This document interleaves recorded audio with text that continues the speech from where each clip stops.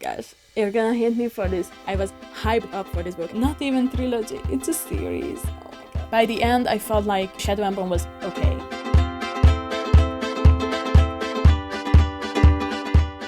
Hello and welcome to, I think, the last video I'm gonna do about 2025.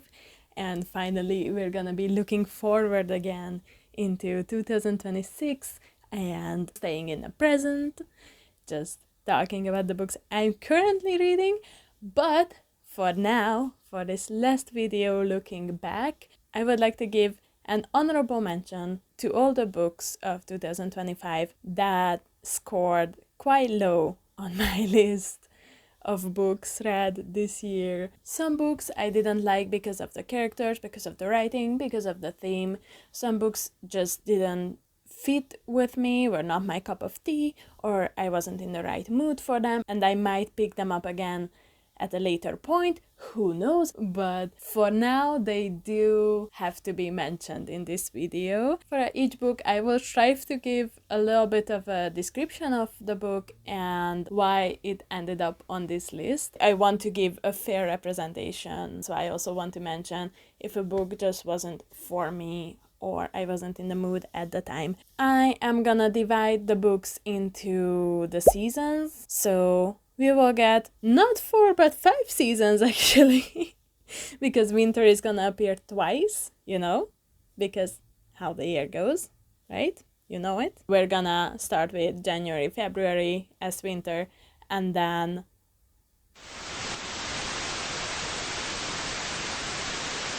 so let's get into the video. This is just the beginning of 2025, January. The first book I encountered that wasn't exactly what I would have wanted it to be was...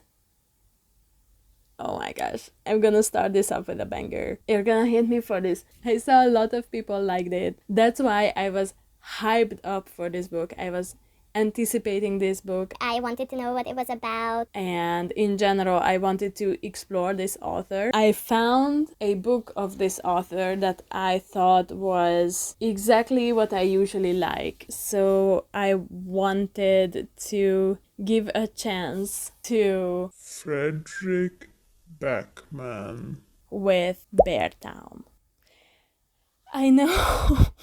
It wasn't a bad read. I didn't rate it like a 1 or 2 stars or something. It wasn't a bad read. It was just not what I wanted. For those of you who don't know, Beartown is a novel about a small hockey-obsessed town where hockey is everything. Like, hockey is everything. The story is kind of a deep dive into community loyalty, kind of the pressure that builds around a group of teenagers. I really like the characters. I was obsessed with how the characters were written. They all felt real, fleshed out, and I felt like these characters could come to life, and I really enjoyed looking into different parts of their lives and their feelings, how they experience things. It was really amazing. I have no problems whatsoever with the writing style of Frederick Backman. I would also like to one day maybe explore his work in its original form, not translated. That's way into the future. Actually, my issue was with the pacing and the style shift that came with the pacing. All throughout the first part of the book, we were building up towards some pivotal event. I could feel that we were building tension to kind of reveal something big, to end up at a plot twist. But then it happened, and the impact felt less severe than the build-up promised. I felt like I was a bit let down. I would have imagined that the big event was something much bigger. But all in all, I think I would have been a bit disappointed, but I would have been relatively fine with that. But with that came a shift in the writing style as well. After this event happened, the writing became fragmented. More and more started relying on short, pushy sentences. The sentences felt very forced and dramatic. A sentence. another sentence, always in a new paragraph, always ends with an abrupt dot at the end. The last third of the book was a bit, I kind of had to drag myself through it because it's really not my style and felt really dramatic. And overall, the ending didn't deliver the payoff that I was hoping for. I don't think I have a problem with Frederick Backman, but I do have a problem with Beartown, so I'm not gonna continue. I'm not gonna continue because I think it's a series. Beartown wasn't so much for me. And then we go into early spring of 2025. I started off the spring with another revered author, an author that many people love. I wanted to dive a little bit into T. Kingfisher. At the time, I did not know that there was a hype around T. Kingfisher. For some reason, suddenly, out of nowhere, like I'm such a big mood reader, out of nowhere, suddenly, I was in the mood. I had never been in the mood for this before, but suddenly, I was in the mood for night stories. I wanted to read about gentle knights who are, polite and treat women right and that kind of stuff. I was like, okay, who can I read? What can I read? Give me something. And I found T. Kingfisher, specifically, Paladin's Grace. So I started my journey with T. Kingfisher with Paladin's Grace. Again, this is kind of in the similar vein as with Frederick Backman, that it's really not about the author. I feel like T. Kingfisher could be a good writer, but I just want to explore something else from this author instead. The book wasn't bad. Okay, let me tell you what it's about. Paladin's Grace is a romantasy, I think, following a girl. She's a perfumer, like she creates perfumes, and a paladin who has lost his god. I was intrigued. It's really a story about finding connection, kind of healing through kindness in a grim world. Something like that. I found the concept genuinely sweet, but my problem was really with the execution. The story often felt childish. I don't know if anybody else had this problem, but I felt like the constant internal monologues from both of the characters actually felt very foreign to the story. Often these internal monologues were unnecessary and they kind of lessened the stakes, I feel like. There were always these constant comments inside the character's head about specific things. I felt like it was a bit more tell than show. I would have wanted more show than tell. And often these things that these internal monologues or comments were about could have been easily shown. Anyway, they made the story feel a bit childish. I felt like the target audience was a younger one than me. It should have been aimed more at like young adults or teenagers or something. I felt like that would have been a better audience if it was a bit more edited here and there. Or I personally wish it had embraced more seriousness, because I felt like there was a lot of potential for dark themes in this story. It could have been a bit more gothic. It could have been a really nice gothic night story, but just even if not gothic, it could have dealt a bit more with this losing your god type of thing and kind of like psychosis or being controlled by something in your mind that you don't even consciously know of. Like, I feel like there was a lot of potential to explore darker themes, just a little bit, and for that we would have needed more seriousness, and these constant bit childish internal comments lessened that potential. So it just didn't hit right for me. So I'm not gonna continue the series. So this is also a series in the way that I think the next one is Paladin's Trust or Paladin's Strength or something like that. With each book, we follow a different pairing. And in general, I'm just not a fan of those type of series where we dive into everybody's life in different books, I probably wouldn't have continued anyway if it wasn't like a high 5-star rating and I wanted to just be in the world more. Other than that, I think I would have just kept with this first one anyway, but because of this childishness and lack of seriousness, I feel like I'm gonna just leave it be. But I will definitely read more T. Kingfisher because I'm curious, and I have heard that this author has a lot of different genres and different faces. There are different books, and I really want to find out more because I did like the story and the potential. Maybe in other genres I will find my true match from this author.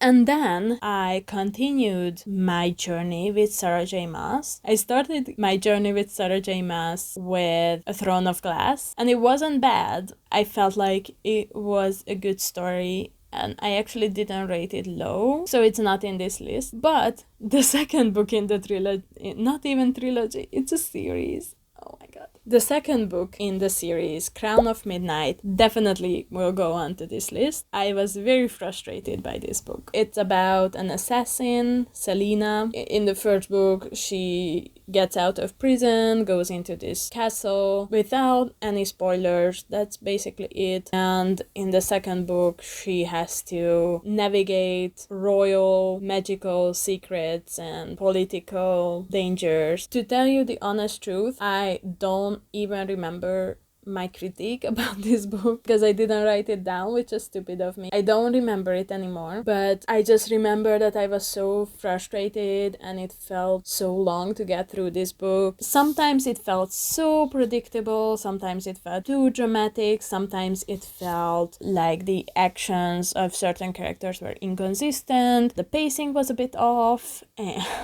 I didn't have any emotional connection to most of the characters. I was just frustrated. I will at some point continue the series, possibly, but I think for now I will just try to start Akotar instead. I think I'm going to continue my journey with Sarah J. Maas with A Court of Thorns and Roses because I'm just curious what the hype is about, but I'm not sure I will like it. That's all I can say about this book. So, now that I've ruffled enough feathers, we go on to summer 2025.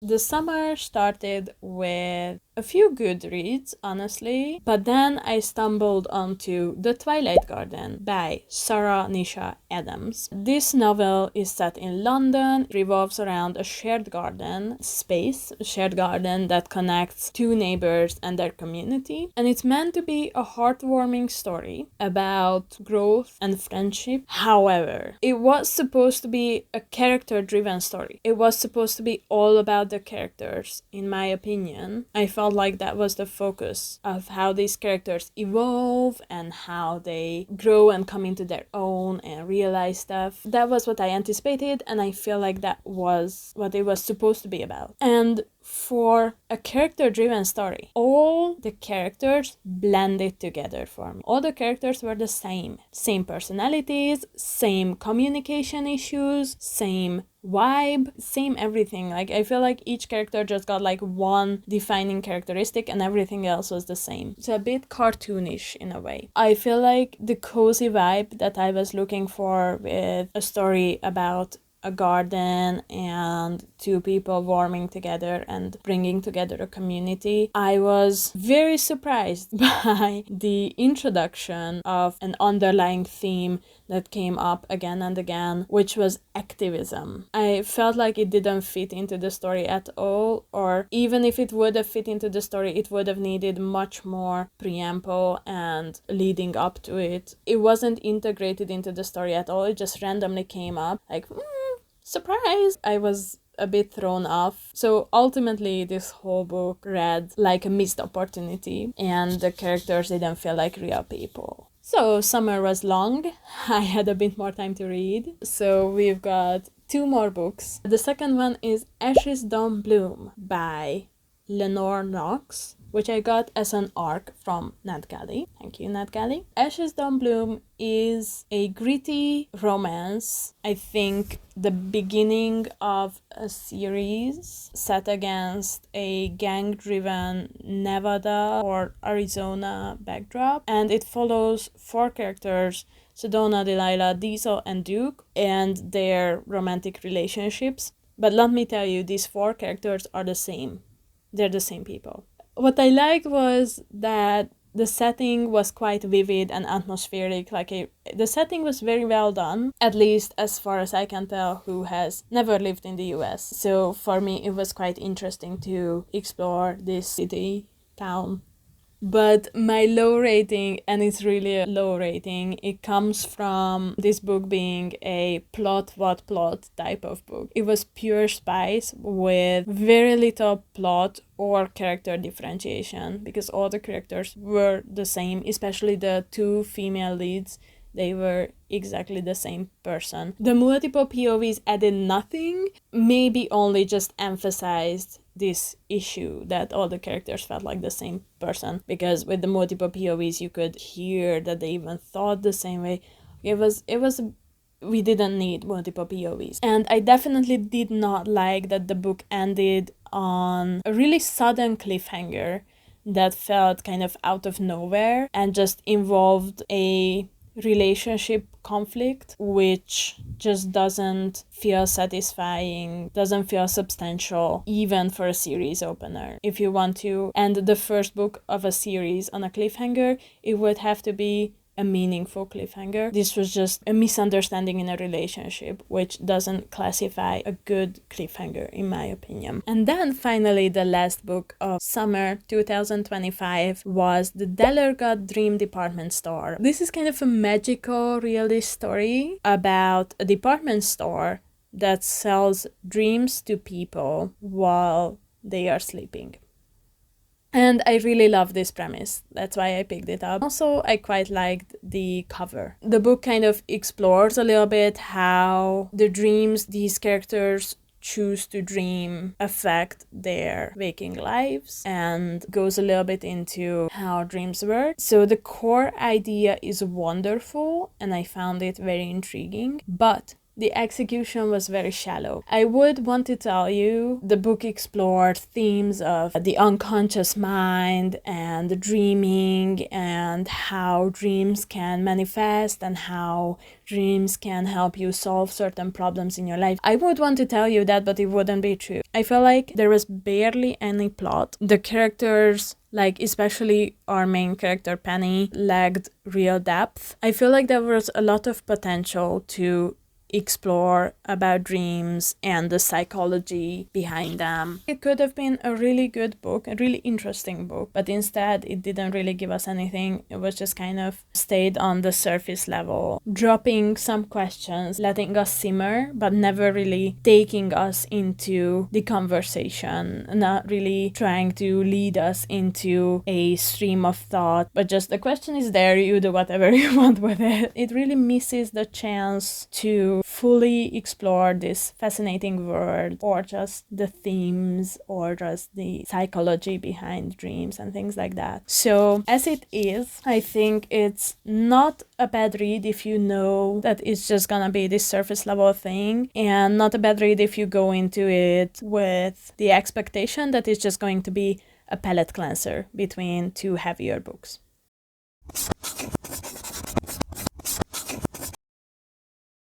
Autumn 2025 started with another banger that was supposed to be a banger. I went into autumn expecting a lot from the Grishaverse. I was told that to fully understand the Grishaverse, I have to first read Shadow and Bone, because I was curious about Six of Crows, but I've been told by the internet that I have to read Shadow and Bone first. And I found a gorgeous copy of it in my library, took it out, and started reading it. Oh, why?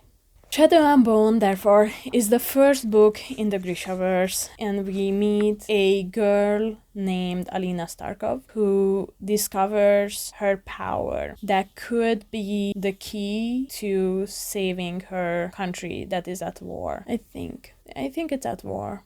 or has been at war, or was at war but is going to be at war, something like that. War. Okay, so Alina has no personality. I cannot tell you anything about Alina. She's just very, very dumb. Kind of goes with the flow, but even so, in a stupid way. She just shrugs and does whatever she's told, or wherever she's leaning, wherever she's taken. It just feels so frustrating to follow a protagonist like that. The pacing feels completely off, rushes through action to action, and there's nothing in between, like no emotional substance for it. There's no emotional depth, so I couldn't connect to any of the characters. I couldn't give a shit about any of them, honestly. And there are no stakes, because either I don't know about them, or I don't know about their depth, or I have no connection to them.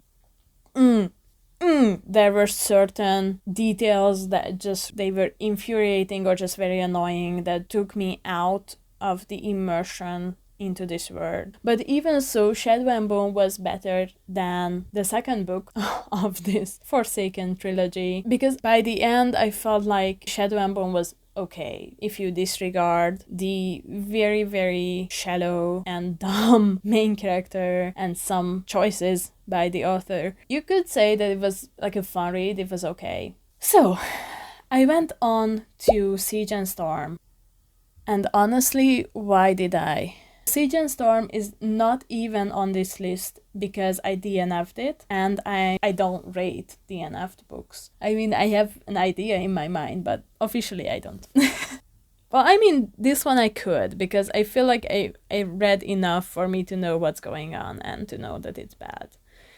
This was a fury DNF, okay? I was furious and so irritated. If you want to hear more about that, I will post a video soon, or have posted recently, about the reviews of the books I read in August. I think it's in the August video.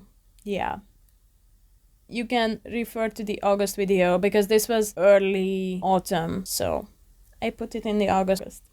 I cheated a little bit. You can check out that video if you want to hear me rage about Siege and Storm, and especially the character. Okay, let's move on. The other book that I read in autumn was an arc from NetGalley under the name of Anne Black, Seed of Scotland by Roseanne Wohan. I have no idea how to pronounce this whatsoever, but doesn't even deserve me struggling over it, because okay, so I was quite intrigued by the synopsis. I was pulled in because it felt very magical, and this was a romance book steeped into Celtic mythology. So I was like, I'm sold. Please, NetGalley, give me the arc. I requested it. They granted it. I had it. We were following a woman named Anne Black, who, through a fateful connection in Edinburgh, meets a mysterious guy. That's basically all I can tell you about this book, because everything else I was just so confused about. I don't even know what else was going on in this book, honestly. And even if I did at the time, I forgot, since it was just a huge jumble. This was the book I rated lowest in the whole year, because I strongly suspect that it was written by AI.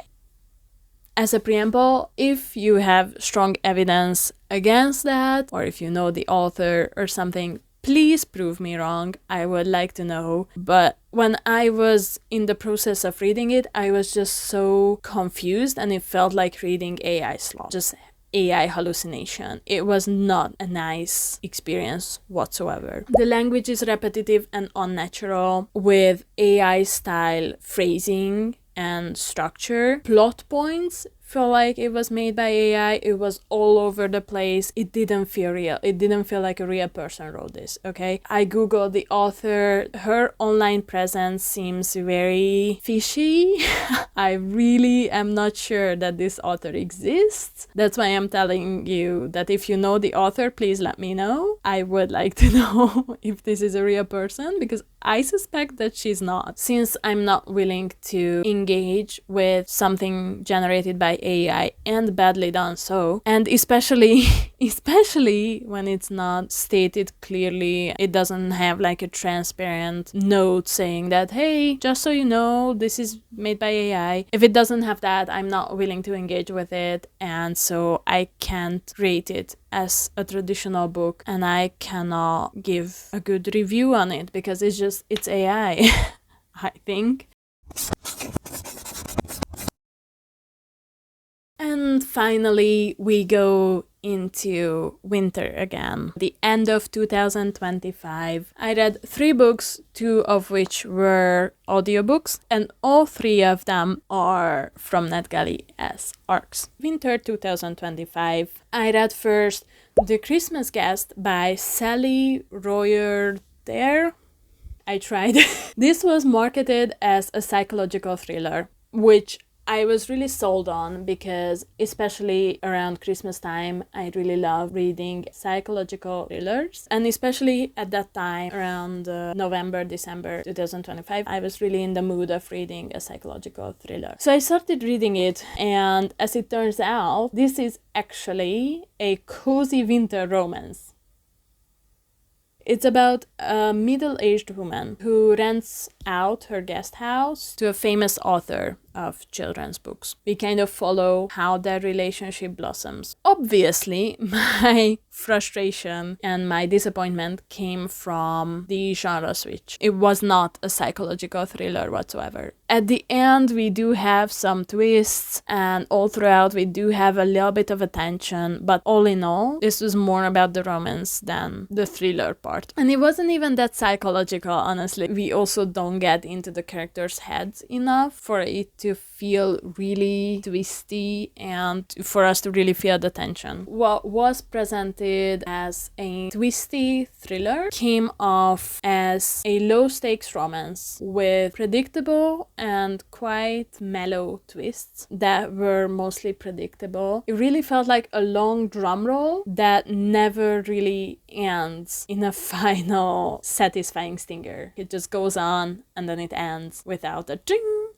So I was not sold on this, sadly. Could have been good. And then, another disappointment, I read The Hostess by Cat Oyster as an ARC, and it was an audiobook. So I actually listened to The Hostess. It's very short, very, very short, and I was very, very intrigued because the idea seemed like a really good one, a really good short story. It's sci-fi, which is not usually one of my main genres. It's not usually my cup of tea, but this premise just really sold me. It's about a woman who rents out her body through a corporate program, so guests can inhabit her body to do whatever they want, to explore the world, to travel, to do business, whatever. So she works at a company who facilitates this body inhabitation thing. This concept in itself was so intriguing and sounded phenomenal. It sounded so good. It was honestly pure Black Mirror material. Could be in Black Mirror. Maybe it was. I don't know. But it was utterly wasted. So first of all, I feel like I usually really love short stories when done well. Short stories are an amazing format. But in this case, I feel like this story would have really benefited from a longer format because the pacing was way too fast. We were rushing through things, leaving out things that would have been important. The characters were underdeveloped, and there were major plot holes that made me feel like it was a rushed outline rather than an actually thought out story. At times, it also felt a little bit AI-ish, but I think even if it was made with AI, there was definitely more effort put into creating this story. I'm a bit reconciled by that, but just in general, I think if there was more thought put into this and more work put into this, and maybe it would have been a little bit longer, or was maybe a beginning of a series, or maybe it was just focused on a little part of the story, then it would have been phenomenal. It was a really good concept. I really enjoyed the concept itself, not the execution. And The main character was so naive. It frustrated me so much. She was so naive. Also, the very sudden ending really confirmed to me that it needed to be a full-length novel to explore the brilliant idea. Finally, I read the second story Bookshop by Denise Hunter as an arc from NetGalley. This again was an audiobook. I feel like this was more a autumny vibe, but you know, with arcs you don't always control if you read it at the right season or not. It was a cozy romance about a woman, Shelby, who inherits half of her grandmother's bookshop, with the other half going to her high school sweetheart, Gray. So this forces them to reunite. They have to meet again, they have to talk, they have to work together. It does have its moments, especially as an audiobook. It feels very light and breezy, and you can kind of go through it without any deep thoughts. It's a fun, light audiobook to listen to. It definitely had its moments, but for me it was really a miss because the logic of the plot kept pulling me out of the story. I feel like the characters and everybody and the plot, everything was fine, but just one detail that kept coming up again and again and again and was kind of the driving motive behind anything that Gray, the male main character, was doing and how he was feeling and whatsoever. So it was very, very much present, and I just couldn't stand by it and I couldn't understand it, and it kept pulling me out of the story. I wasn't immersed because it just kept infuriating me and frustrating me. And this is that the entire town holds an absurd grudge against Gray. The entire like every single person in the whole town, in the whole godforsaken childish town, holds a grudge against Gray because of his dad. So not even because of something he did, but because of his dad, and then piled onto that things that he did as a child, which were like teenager stuff and child stuff that a normal adult person wouldn't be mad about years later. That was really, really, really frustrating and didn't feel logical to me at all. And also the characters are in deep denial most of the time, which just in general is not my thing. I like to avoid that trope, if I can call it that. Also, the dual POVs add very little. They were not necessary. The ending just... ugh. The ending wraps up in an unrealistically perfect little bow. It's like a fairy tale. Everything's perfect. And it's just really, really unrealistic because even down to the less detail, to the tiniest negativities, they form into positivities. So everything ends perfectly, which is just why would you do that? But mostly it was just the logic of the plot. It really took me out. I was not sold on this, honestly, but if you don't mind this frustration, or you wouldn't be frustrated by this, it really reads like a light romance. Especially as an audiobook, you can listen. I listened to it, I think, in less than a day. It's a few hours, so you can get through it quite fast, and it's quite light.